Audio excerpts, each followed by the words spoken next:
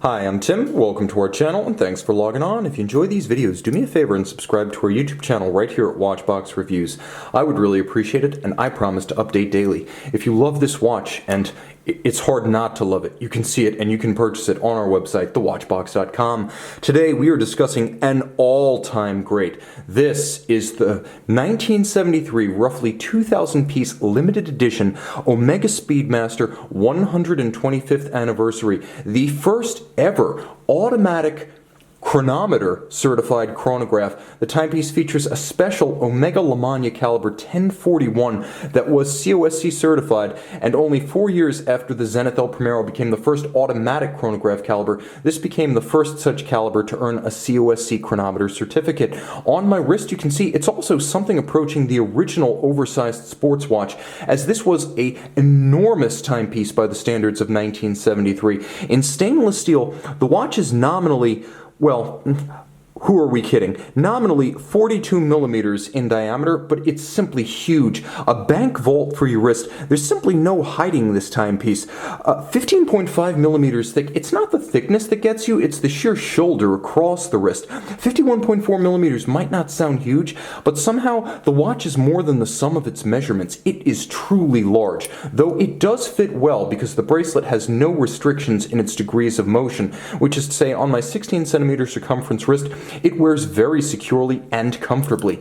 Now the watch is matched with a historic Omega 1221-212 bar style strap. It's a semi-lobster tail, and you can see it's redolent of early 1970s Omega style. What strikes me is just how intact this watch is. Everything from the bevels to the lugs to the material on the facing sides to the security and the manufacturing tolerances of the bracelet, which hasn't developed any play or ropey feel. You can see this one is in outstanding condition, right down to the stamped clasp. You can see externally the Omega logo even features its original blasted center in contrast to its top, and internally multiple anchoring points to fine-tune the size.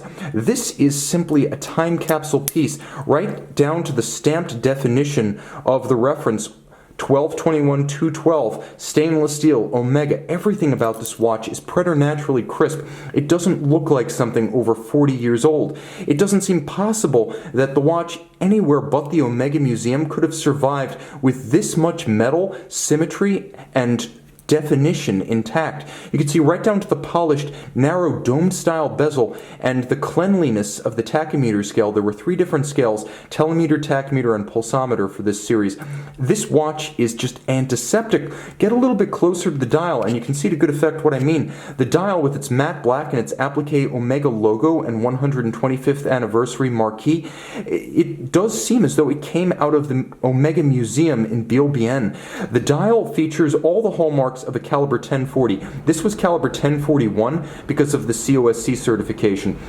So you have a radial minutes indicator, which means you have chronograph seconds, you have chronograph minutes, you have chronograph hours, and then you have a coaxial display for 24 hours, so you know, for example, whether you're looking at AM, PM, and you can see you are looking at AM because we're in the first 12 hours of the day, and then there's a constant seconds hand that runs on top of the 24-hour AM, PM indicator. There is a date at 3 o'clock with a quick set. The movement is a 22-joule automatic with a 40-hour power reserve. It features the 24-hour indicator as well as the radial minutes in the quick set we discussed. It was a high rate movement for its day. 28.8 was then cutting edge. This was considered a high beat movement, adjusted in 5 positions to receive its chronometer certificate.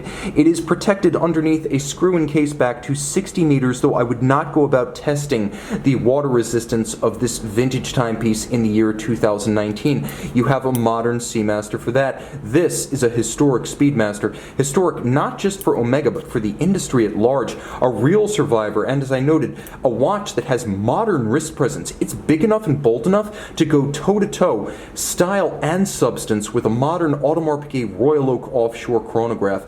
Don't miss this opportunity. These do not come up too often. You can see this Omega Speedmaster 125th anniversary tachymeter scale bezel and make it yours on the watch box. Dig that tritium dial and mineral glass. I can't get enough of this piece. I might have to take this off the market before you get your hands on it.